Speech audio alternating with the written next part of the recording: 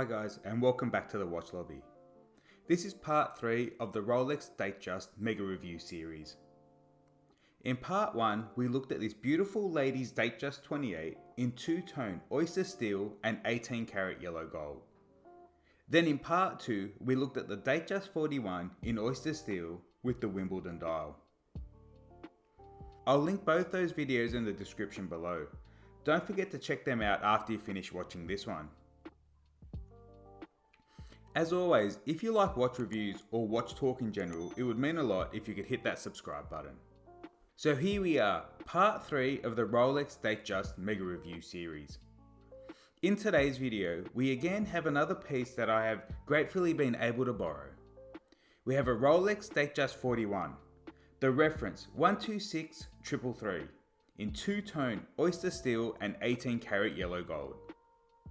In my opinion, one of the most iconic configurations available for the Datejust, with that stunning sunray champagne dial. In 2016, Rolex released the Datejust 41 with slightly changed measurements from the Datejust 2, giving the Datejust 41 that slimmer look in comparison. Measuring the Datejust myself, here are the results. Measured diagonally, it came in at 40.5mm. Measured horizontally to include the crown, it came in at 42.2mm. A lug to lug of 46.8mm, with a thickness of 11.6mm, not including the cyclops, and a lug width of 20mm. Sized up with 2 links removed, coming in with a weight of 146 grams. Some things to point out with the measurements.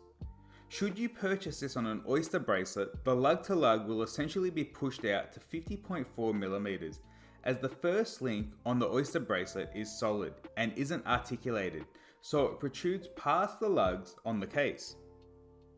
The second thing to note is in the two-tone configuration, there is slightly more heft to this piece. Again, as we saw with the Oystersteel Datejust I reviewed earlier, with an additional link it weighed in at 136 grams. However, with the 18 karat gold center links and bezel, with 2 links removed, this Datejust 41 came in at 146 grams. Just to add a further comparison, one Oyster link is essentially equivalent to 2 Jubilee links. One Oystersteel Oyster link measured in at 4 grams, whereas 2 two-tone Jubilee links measured in at 5 grams. We basically see an additional 15 to 20 grams of weight added to the Datejust 41 because of the gold. Nothing substantial enough to cause any type of discomfort with whichever configuration you choose though. Looking at the case finishing, we see a polished case including lug hoods. And at 3 o'clock, a twin lock screw down crown in 18 karat gold, which gives the Datejust 100 meters of water resistance. Moving up from the case, we have that stunning fluted bezel. For those that are unaware, whenever you see a fluted bezel, it is indeed in precious metal, either white or yellow gold. In this instance, we see the bezel in 18 karat yellow gold. Rolex are by far the leaders in fluted bezels, the faceted edges playing with the light amazingly. Stepping in from the bezel, we have a sapphire crystal with anti-reflective coating on the underside, a 2.5 times Cyclops date magnifier at 3 o'clock, and at 6 o'clock, when caught in the right light, a laser etched coronet. Looking through the dial, we have the amazing sunray champagne dial, brilliantly finished, complementing this configuration amazingly. On the dial itself, we see a yellow gold coronet signifying the 12 o'clock marker. Rectangular hour markers the entire way around, filled with Rolex's Chroma Light Lume. And printed in black at 12 o'clock, we see the words Rolex, Oyster Perpetual, Datejust. Then down at 6, the words Superlative Chronometer, officially certified. And under the 6 o'clock marker, the words Swiss made. Topped off with the standard Datejust handset in yellow gold, once again filled with Chroma Light Lume. As we flip this one over, like all other Rolexes, we have the iconic blank caseback, which we again see on all Rolex models.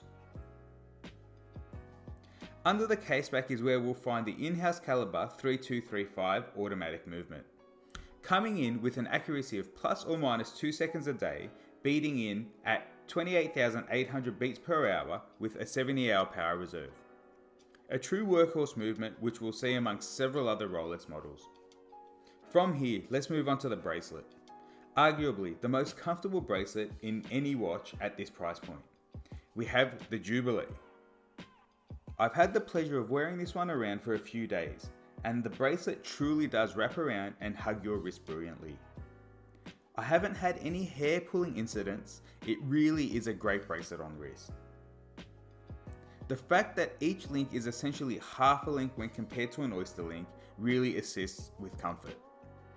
For the bracelet itself, we see polished center links. This will be the case for any configuration, be it Oystersteel or two-tone. The polished center links are then flanked by brushed outer links in Oystersteel. With the introduction of the Datejust 41, we saw the addition of the Oyster clasp rather than the previously seen hidden clasp on Jubilee bracelets. The introduction of the Oyster clasp came with the addition of an easy link extension, allowing the wearer to extend the bracelet by 5mm on the fly. The change to the Oyster clasp was polarizing to most, but now having the easy link extension is preferred in my opinion. Whenever I talk about Rolex bracelets, this is something I will continue saying. One of my favorite features on any Rolex is the finishing on the underside of the clasp. It is absolutely brilliant.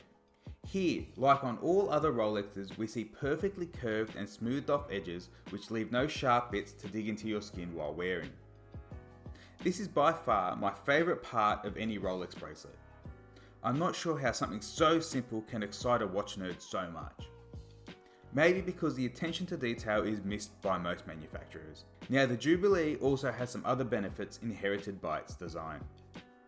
With the polished center links on Oyster bracelets, there is a large surface area, in turn making those hairline scratches more identifiable. The Jubilee bracelet hides hairline scratches amazingly, which is another plus in my books. For my overall subjective take on this piece, I love the Datejust.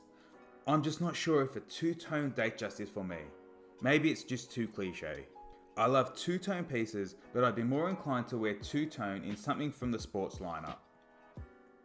Like I said in my previous video, this configuration with the fluted bezel on a Jubilee bracelet might match my personality better if it were an Oystersteel. Objectively looking at this piece, it is an absolute stunning piece. Like all Rolexes, fit and finish is brilliant. Paired with a robust workhorse movement, a piece like this will last you a lifetime. If you're looking for that one watch that can do it all, this might be the one. You can pretty much wear this in almost all circumstances. Dressed up in a suit and tie, or dressed down in jeans and a tee. The only instance it may be out of place is with your sporting attire. With all that said and done, over the coming months and years, I'll be trying to get my hands on more pieces, so you may see a part 4, 5 and 6 to this mega Datejust review series. If you don't want to miss any of those videos, or any other watch related content in general, please hit that subscribe button. And if you like this video, please hit that like button and leave me a comment down below, letting me know your thoughts on the Rolex Datejust 41. And with that, we've come to the end of another video. As always, thank you for watching and stay safe.